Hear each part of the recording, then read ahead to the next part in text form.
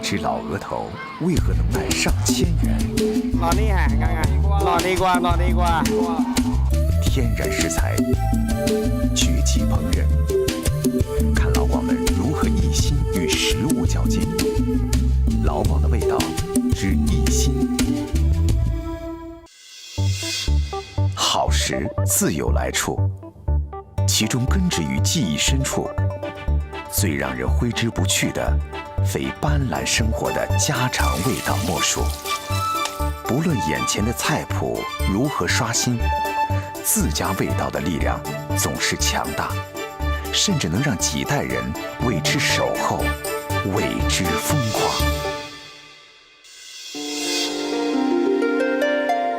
位于珠海斗门的前雾镇，有着广袤的滩涂。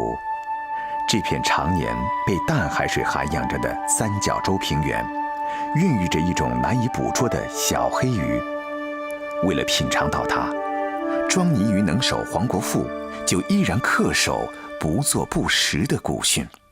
我哋幾百年前嘅老一輩嘅呢，佢都係靠做泥魚過生活㗎。前雾泥鱼也称海鲶鱼，它体型虽小，但肉质细嫩，鲜美无比。但要把这种小黑鱼从滩涂端上餐桌，过程却不那么容易。做泥魚嘅呢，即係個困難程度呢，即係第一講芡氣，講芡時，第二呢就講水調，一個月就2個水㗎，一水呢哋都3、4芡4芡，咁呢啲芡時唔好嘅呢，你哋想氣都冇氣㗎啦。经济的發展，環境的變化，不少村民都拋棄了捕泥魚這種靠天吃飯、憑絕技過活的日子。過幾日拖8拖9㗎啦，過幾日拖8 9㗎啦，準備做泥魚咁貴㗎啦。你小心啲啊！得啦。前人的經驗加上後人的實踐，前雾虎山的漁民悟出了捕抓泥魚的最佳時機，那就是農曆的初9前或者25後的退潮期。而在退潮期到來之前，要準備好捕捉的工具——魚籠。第一就要選擇呢啲竹，啲竹呢唔2年以上嘅竹呢唔織得㗎。第二嘅呢，你織佢個籠數呢個籠口呢，需要12個工序啦。魚籠的製作十分講究，竹子鋸成40厘米的竹節，竹節破成條寬約1厘米的篾片，然後將1厘米的篾片破成40條左右的篾條，最後用小小的竹篾一點點地編織成魚籠。完成一個魚籠的編織需要25分鐘的時間，這需要有工匠般的細心和耐心。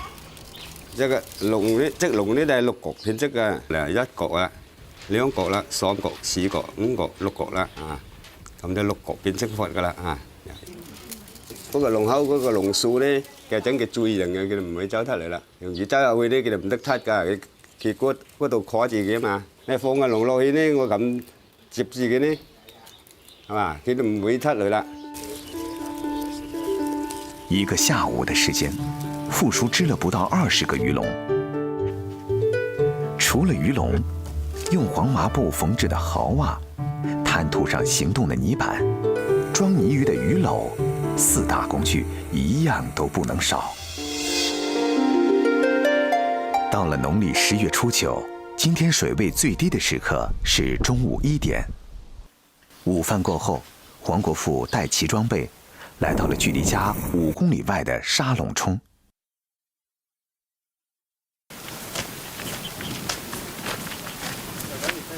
伙伴們二話不說就開始穿上裝備，因為退潮的時間只有3個小時。裝泥魚的過程主要有看、放、等、收4個步驟，能否有豐富的收成，看最為關鍵。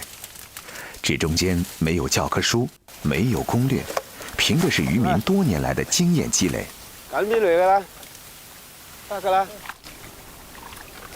本土嘅呢，佢由泥魚嘅呢，佢有個窿啊，佢個窿呢，佢破行出嚟有條路啊。傅叔确定好位置后，进入第2个步骤，放。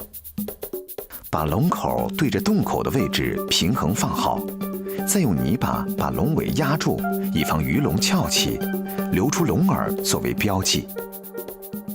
泥魚呢就係好驚人，你有人可能行過去嚇佢都唔出㗎。啊，你一撞起嗰啲籠之後呢，你就周第二條啦，周去兩邊後又撞啲籠啊，咁佢就唔嚇緊佢邊後啲籠㗎啦。傅叔說，泥魚從進洞到下一次出洞的時間，大約是30到40分鐘。當傅叔把第50個籠放完後，第1個放下去的籠，也就剛好到了可以收起的時間。我哋滑滾㗎，即係一條滾路去㗎嘛。撞起兩邊後，你就周向第一去後撞嗰啲籠咧，你哋隨時都手。半個月的等待，前期多種工具的準備，加上大半天的忙碌，傅叔裝了不到50條泥魚。整個勞作收穫不足10斤，傅叔有些失望。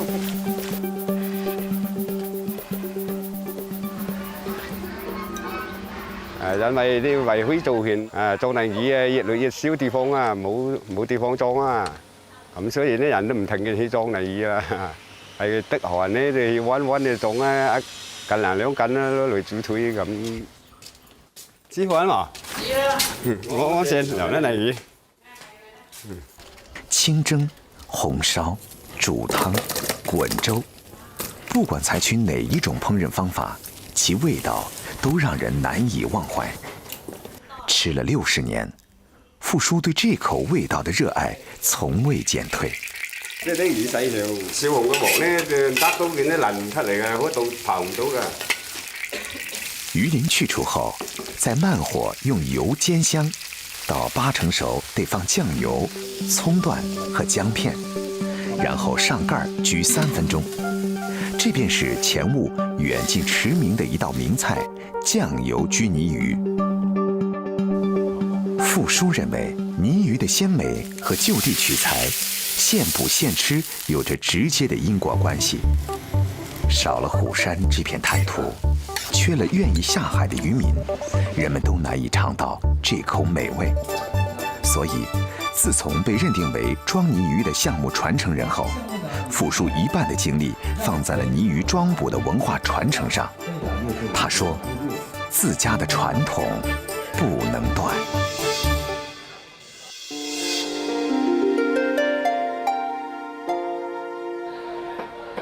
潮汕人愛滷味，從街頭林立的滷味檔到人流不斷的雜市，到處都可見排隊買滷味的景象。在潮汕人的滷味食譜中，排在首位的非滷水鵝莫屬。我有姜，有豌豆。剛剛呢，這要噴一下，好不容易。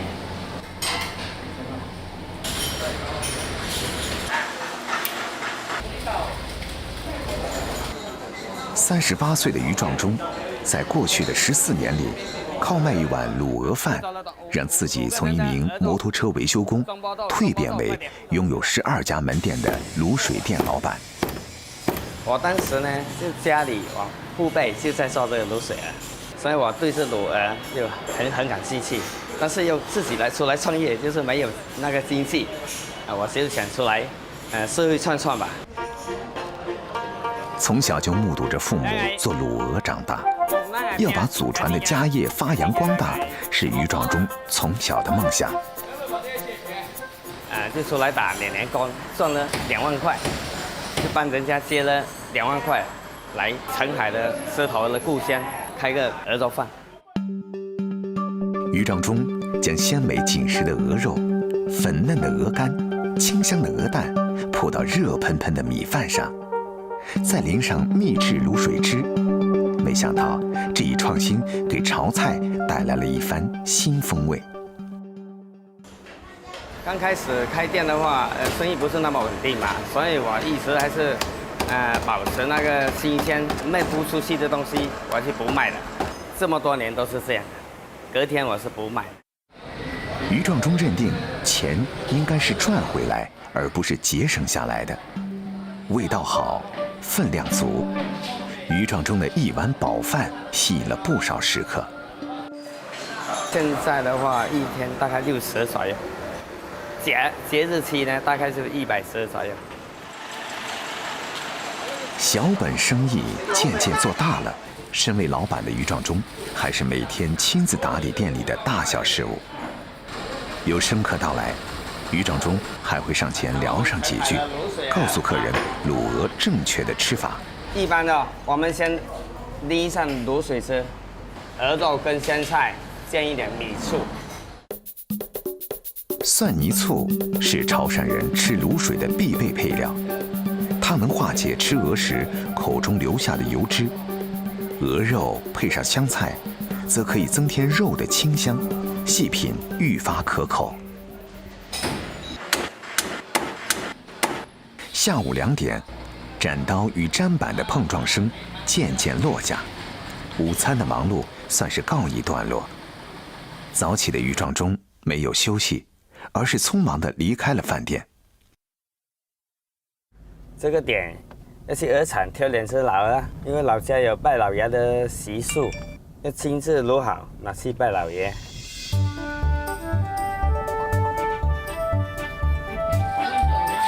拜老爷是潮汕地区一种传统的民间风俗，当地人对拜老爷的重视不亚于春节，而在于壮忠的眼里，这更是头等大事。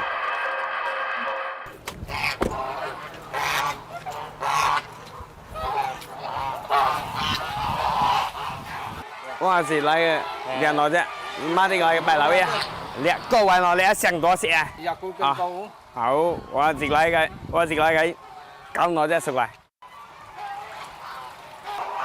在狮头鹅中，有稚鹅、中鹅、老鹅之分。能被认定为正宗狮头老鹅的，必是年长2岁以上、体重达20-30斤的老公鹅。仅一个头部卤制后，可以卖到800元以上，连脖子甚至可达1500元。攞呢下啱啱，攞呢瓜。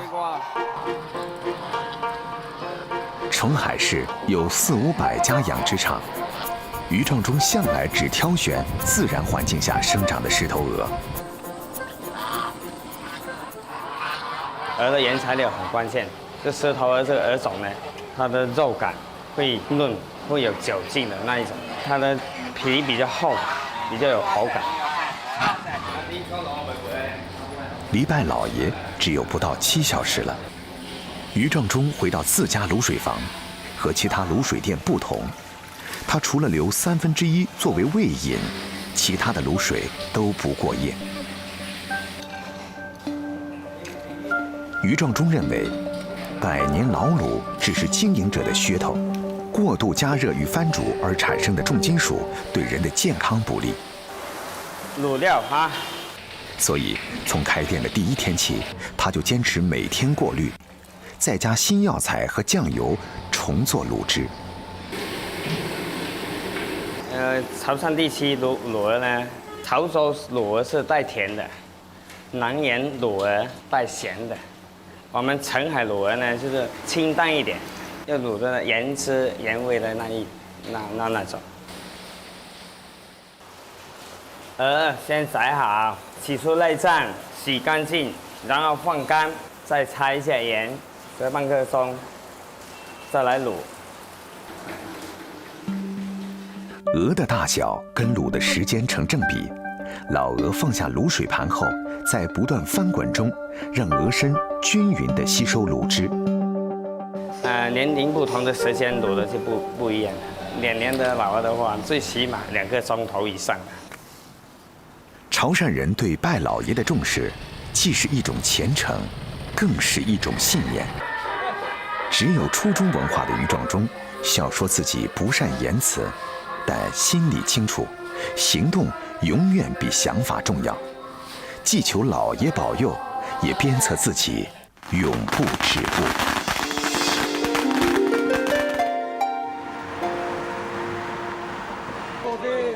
在老广的食谱中，鹅的品尝方式繁多，能植根于老广味蕾记忆深处的，除了卤水鹅外，还有烧鹅。烧鹅的起源可以追溯到殷商时期，时至今天，它已是老广迎宾待客的必备。食家用啊，睇做講，今日睇基大或點啊？基大睇個真勁，已經探就睇朋友當時做好嘅，下睇個朋友嘅啲，睇個本地是做好啲工作咩嘢緊呀？睇到工的，快快搞掂呢嘅。在传统粤菜师傅看来，烧味是烧和卤的结合体。遍地开花的烧味档，但凡看见排长龙的，必定有1、2个让老廣們想起就直咽口水的招牌產品。每日嚟到一般都過嚟，因為燒鵝啦，同埋燒肉、買雞啊嗰啲多啲啦，多數呢嗰啲。生燒啊，是嗎9年前，祝锦信凭着17年来专做烧味的底气，带领徒弟们撑起了这家粤菜老店的烧味部。作为掌厨大佬的祝锦信，是如何让一只鹅、一块肉成为老廣趋之若鹜的美食呢？早上6點，祝锦信和徒弟准时出现在这条充满烟火气息的老街。日日30隻鵝店啊，你哋嗱我日10兩隻豬就嗰日其實幫手緊，7斤3左右到。但呢啲全部要軍身冇乜水嘅，嗱瘦身同埋花身就冇要嚇，同埋嗰啲如果超重嗰啲大隻嗰啲，又乜隻差唔多一樣。每個新師傅、新徒弟啊過嚟咧，我都會教佢點樣去練呢隻貨。所以呢材料咧一定要把關嚴格，所以先做得靚嘅出品到出嚟。食材是保证出品的基础，把好了这一关，才可能催生出让人垂涎3尺的美味。深谙此道的祝锦信，多年来的早起只为鲜鹅。走，来上啲我嘅。制作烧鹅的第一步是清洗，怎样保持鹅的完整？祝锦信有嚴格的要求。收貨咧，就睇下佢有冇淤血啊，或者裂痕啊。如果有裂痕咧，燒出嚟佢就會爆開呢度；如果有淤血咧，佢就會黑。腌料是烧味最核心的灵魂，每份腌料的背後都有師傅的心血。初創改良，適時調整。近30年嚟，我哋總結到個經驗，即係每個地方咧，嗰啲客人嘅要求口味啊，都係唔同嘅。特別呢邊老城區嘅要求口味咧，比較偏淡少少。腌料需要均匀地灌入鹅的腹腔，再用鐵針縫合，使汁味不致漏出。胀滿的鵝，則是用氣槍從鵝頸沙口處深入頸腔，將空氣打入鵝體皮下脂肪與結締組織之間。打起嗰時要打均勻啲啦，冇去打爛咗、打爆咗。打起之後咧就唔好攞手去撳個鵝身嗰度，佢就撳你就甩咗就冇。一上髀嗰時就冇咁靚噶啦。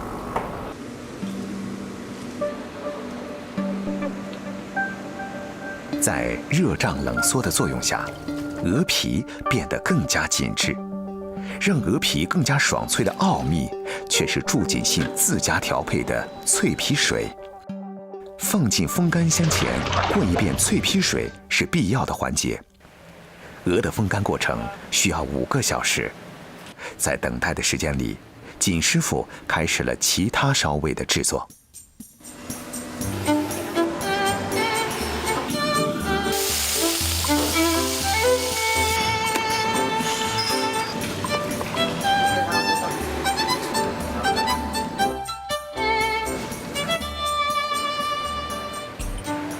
時間一刻一刻的過，腌料慢慢的滲透到肉層深處。30隻鵝，20斤花肉，50隻雞，這是店面製作量的上限。為了保證每一次的出品，錦師傅只能控制數量。燒味的製作，某種程度上也是廚師心性的考驗。無論是燒鵝還是燒肉，火候的控制都至關重要。呢啲係我哋酒樓一路一直以嚟都保持傳統嘅燒法，就用木炭嚟燒。呢木炭咧就可以保持啲溫度啊同埋火候咧都掌握得比較均勻，燒出嚟嘅啲嘢咧，個肉香味啊，各方面啊，色澤靚好多嘅。烧鹅的烘烤过程需要50分钟，先是猛火烤，通过高温可最大限度地去除表层油脂，直到鹅肉熟透后，再改为文火慢烤。师傅需要不斷觀察鵝身的顏色來控制火候。做燒鵝呢樣咧，燒臘呢樣嘢咧，一定要係考慮個師傅咧個注意力同埋個耐心。呢樣嘢咧重複來重複去，係冇時間準則嘅。所以你稍不注意咧，燒出個燒鵝咧皮咧同埋嗰啲汁咧都冇咁靚嘅。爐火正旺時，香氣一飄開。老店經營做的都是街坊生意，街坊們幾乎個個都是美食家，對燒臘尤其挑剔。比起賺錢，金師傅更在乎他們對食物的肯定。每逢節假日咧，係我哋廚房最忙嘅時候啦。即係你好似呢啲咁工作狀態咧，只有年輕人先可以捱到嘅。11點40，燒味窗的廚燈準時打開，燒鵝、脆皮燒肉、蜜汁叉燒、油雞一一上架。下缸燒鵝，上是嗎？燒要大一點。最後一道工序斬燒鵝，每一刀都有講究，開肚。分上下裝，去油脂，斬件。鵝身的厚薄不一，每一刀的力度也有區別。金師傅每天都重複這一系列動作，方寸之間自有天地。每天來回於烤爐與砧板之間的路，他走了26年。而家做我哋呢行咧，係冇幾多個人堅持得落去㗎啦。即係呢度咧，如果佢真係沉穩住心去做嘅情況下咧，肯定會做出令我哋食客追捧嘅味道。在老廣的餐桌上，除了食物本身能給味蕾體驗到千變萬化的驚喜外，食材的配置和手藝的傳承，更是讓人無比折服。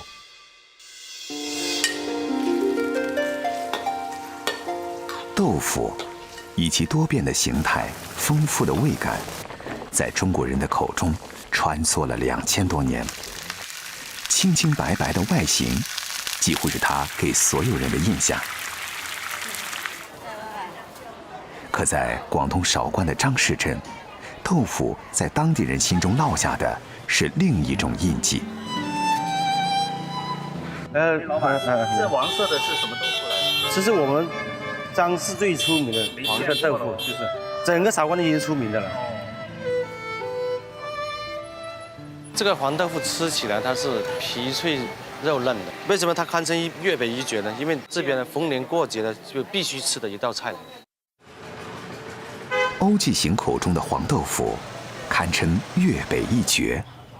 絕的不單單是外形，絕的關鍵在於它那讓人難以想象的製作過程。沒產生什麼經濟效益，所以我爸，上世紀那個90年代末，他就已經放棄了嘛。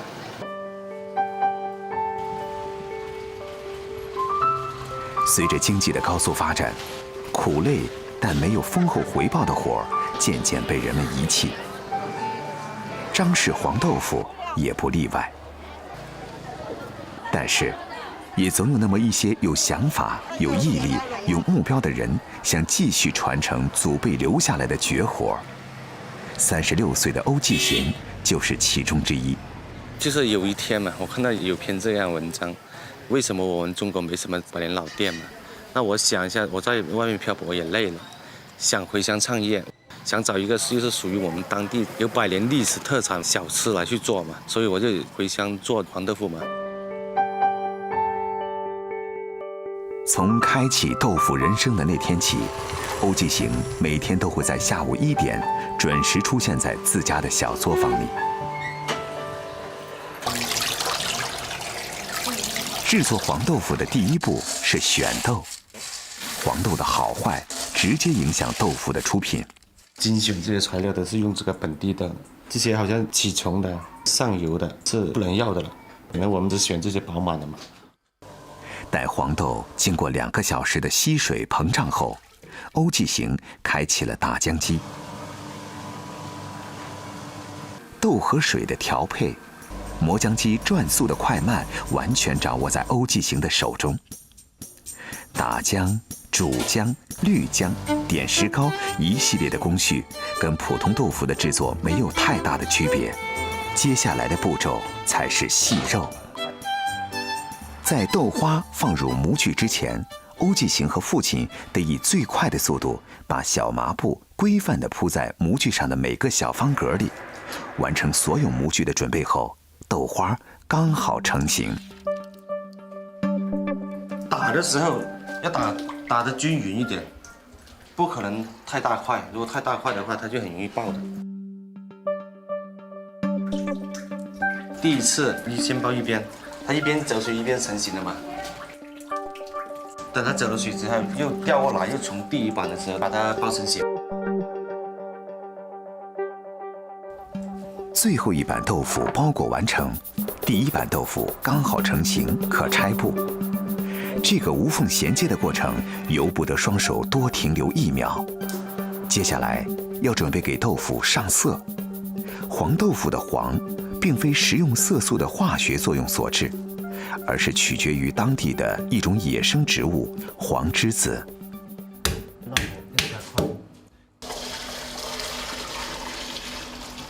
这是做黄豆腐的第3个环节，就是用大锅来煮的。先把这个黄芪水倒入去，等它豆腐均匀上色。因为黄芪子它就具有清热下火的功效。小豆腐在热水的催化下，慢慢吸收了黄栀子的色素和精华。待小豆腐浮起水面时，就可以起锅了，然后被统一安排到空调房里乘凉。这个就是我煮好的豆腐的储存间来的，要等到它滴干水，第2天才能去烤的。凌晨4点，欧继行豆腐小作坊的灯准时亮起。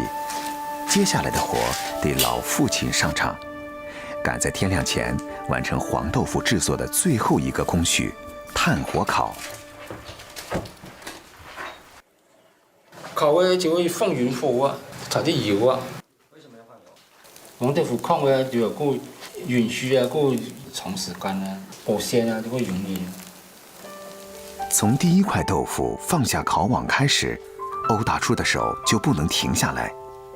沒有智能科技精細的流程設計，過程只能憑借大叔的經驗之手來判斷。一塊好的豆腐必須準確地把握好烤的時間。稍微不留心就會過火烤焦，而時間不夠，豆腐就會軟而不脆。阿叔可能唔到咧，嗱聲出啊！切把車間出啊！你應該我出到後咧，你應該等門嚟嘅。幫下小嗰度，嗱，我先出啊！我睇到。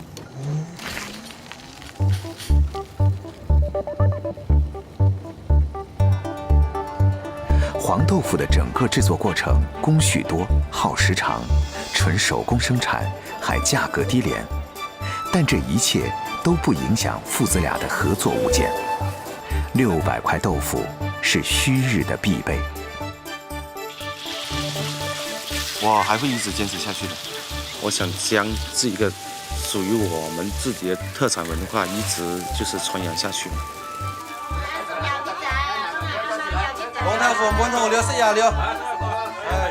在中国社会，豆腐是勤劳和老实的象征。想靠卖豆腐来发家致富，可能性极小。我喜欢黄豆腐的熟悉味道，不仅给了我谋生的技能，还能让我坚持黄豆腐传承工艺的最大动力。传承不仅需要信念，更重要的是不间断的行动力。在距离张氏90公里以外的爱子镇，有这么一位老师傅，在过去的35年时间里，他只专心做好1根米粉。每当天空放晴的时候，在韶关市爱子镇的街头，总能遇到关国林和儿子开车送货。那都问家住500 1、2、3、4、5。哦，新鲜的。冇啊，新鲜的是差不多到嘅，要天气有点好。关国林所做的米粉，当地人称之为青化粉，也叫宰相粉。这种当地特有的传统美食，已经有1000多年的历史。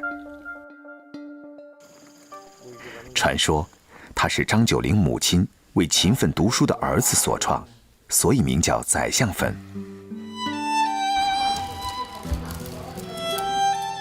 哎呀，我爸爸以前就做饭嚟嘅，就我起身我就跟住我爸爸做飯嘅，到18歲我就開始獨立操作，到底現在30年嘅。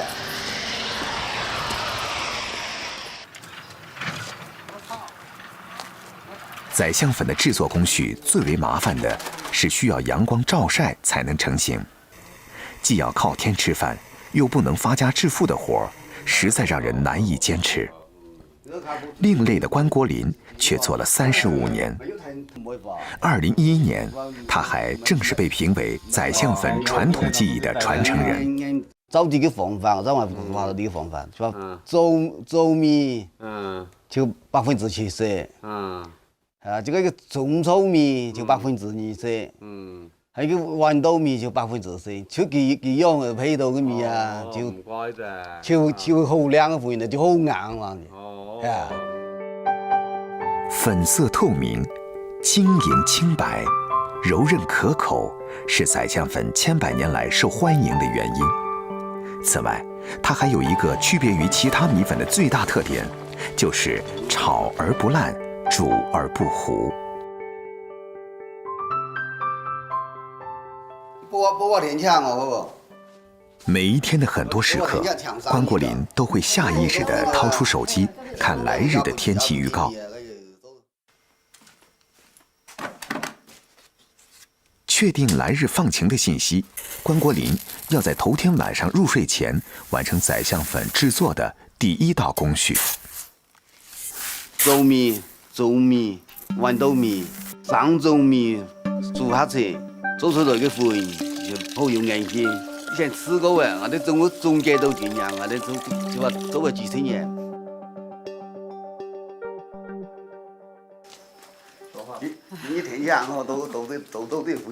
美食一旦收获传统的头衔，制作者都逃避不了早起的命运。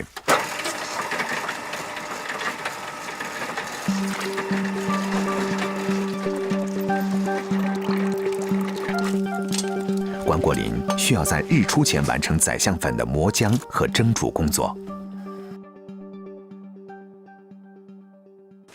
最辛苦嘅就蒸粉嘅個功夫，蒸咗32年，就話我哋看幾個蒸氣，我哋就看得出了。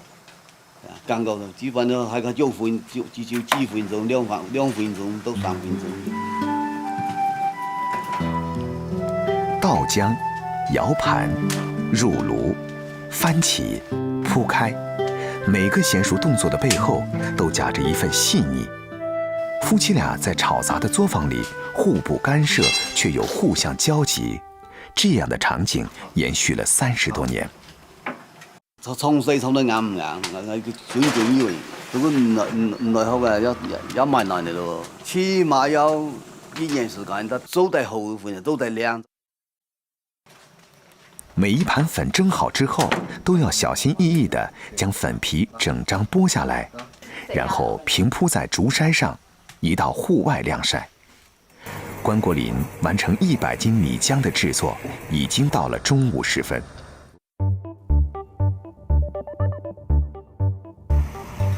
在正午的強光直射下，粉皮的水分快速蒸發。待水分蒸發到80%以後，關國林迅速地把粉皮收回。要燒火個曬乾嘅粉拿過來啲，以前呢就燒到上天都起得土水，再勾水。粉皮過溫水後，再用透明紙把它包裹起來的這個環節叫回潮。回潮啊，就睇個對粉嘅質量會有硬性，同埋個方便切實。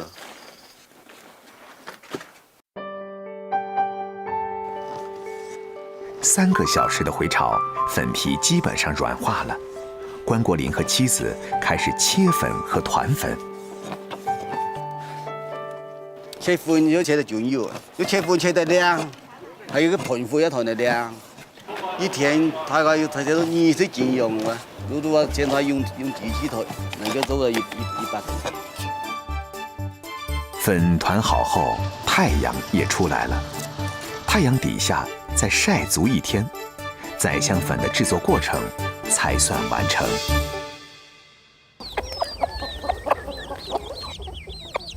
今天是關家的大喜日子，女兒要出嫁。關國林早早地把米粉泡好，要為女兒做一頓傳統的早餐。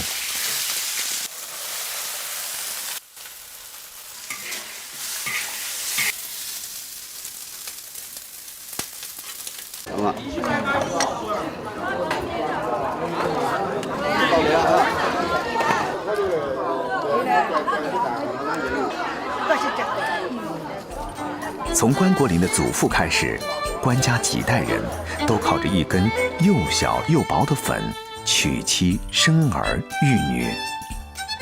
今天女兒出嫁了，但是吃着宰相粉長大的女兒，今後還能想吃就吃，因為關國林會堅持到不能身體力行的那一天。而另一邊，關國林的兒子已經做好了隨時接班的準備。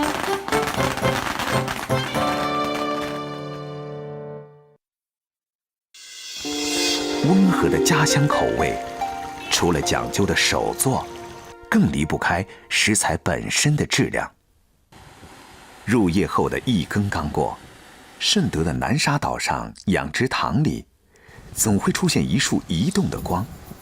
一般我哋咧係9點零鐘開始巡航，晚上嘅12點又是巡一次，到下半夜嘅3點半左右又巡一次。看住啲增氧機壞呢，看住個浮。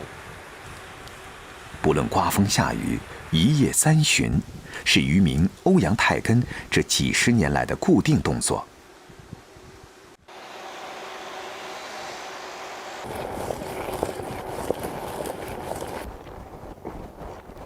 從早到晚，歐陽泰根都在圍着這片魚塘轉。從少年到白頭，他已經在這裡度過了44個年頭，並且只專注於一件事：養獾。好，慢慢。行上少少，行上少。好啦，見得啦。兩邊鏟，唔記得中間落標嘛，俾掉喺度。根叔每天早上的第一項工作是刮魚，魚的標準需要根據訂單要求來挑選，符合要求的下桶，不適合的放養，每一條魚都逃不過根叔和兄弟們的法眼。今日啲魚好靚啊，身材都好靚啊！好，收工啊！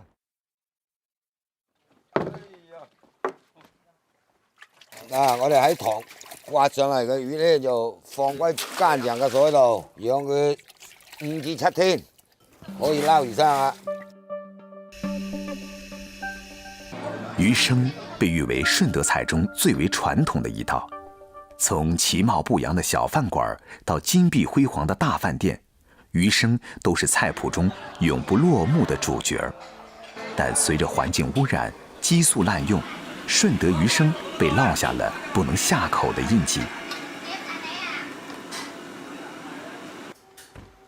即使外界這麼認為，但始終影響不了順德人對魚生的熱愛，尤其是根叔，他用盡半生的時間與精力來證明，只要能遵循天然的餵養法則，就能培育出讓人放心的健康魚。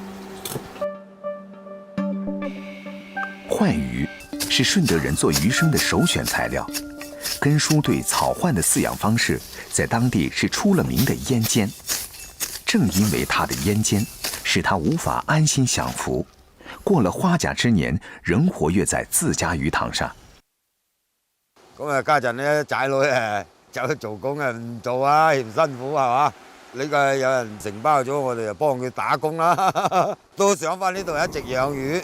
佢有啲人嚟㗎唔識㗎，我又教下佢，咁咪係嘛？一路發展咁落去啊！根叔对腌尖的地方表现在，他坚持要给鱼创造一个舒适的生长环境，提供一份健康营养的美餐。因为根叔坚信，影响到鱼生长环境的最关键因素是水和土壤。多年的经验总结，鱼塘必须3个月进行一次塘底活化，把塘底的淤泥翻开，利用太阳照晒的方式消毒，然后再重新输入活水。連消毒咗所有嘅抽埋走，再喺我哋嗰啲另外儲啲糖水咧，再抽翻落去。鲩魚被移到淨化後的塘裡，根叔就要開始另一項關鍵任務。好，魚又歸暖啦，準備架炒，落檔餵魚。用草來餵魚，是根叔一直以來的堅持。基本上咧都冇人用草餵噶啦，因為用飼料餵咧，佢咧就係2個零月咧就全部出得啦啲魚。用草餵咧就要幾個月嘅，用草餵啲魚咧就係長啲、長身啲，好食好多，爽滑香甜啲。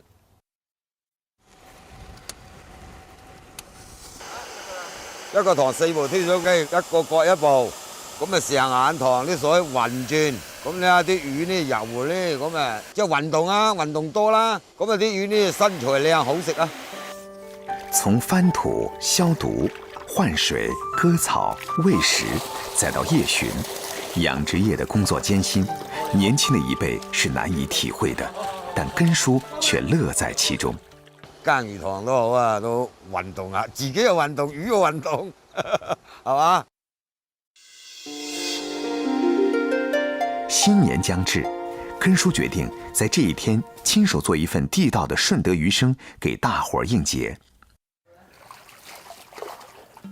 順德魚生講究品相，要想魚肉透明晶瑩，每個步驟都不得馬虎。將魚清洗乾淨後，刀工決定魚片的口感，用锡紙吸乾魚肉的水分。放落急凍呢，低溫殺菌，係放喺度呢，咁啊急佢20分鐘到，咁啊食呢翻嚟個口感呢就係香滑爽。在魚片低溫殺毒的同時，根叔開始佐料的準備。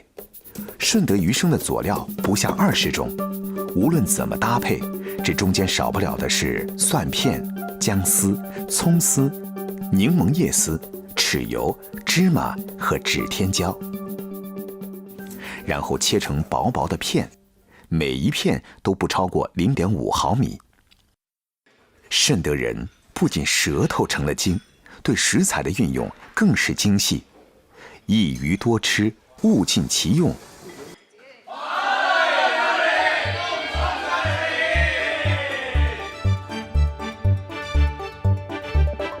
短則10來年，長則40年，他們以最簡樸的方式探討着人與食物的美好關係。廚房蘊藏的幸福秘密，能讓方寸光陰鑄就永恆。或許這就是美食出品者能幾10年如一日專此一心的最大原因。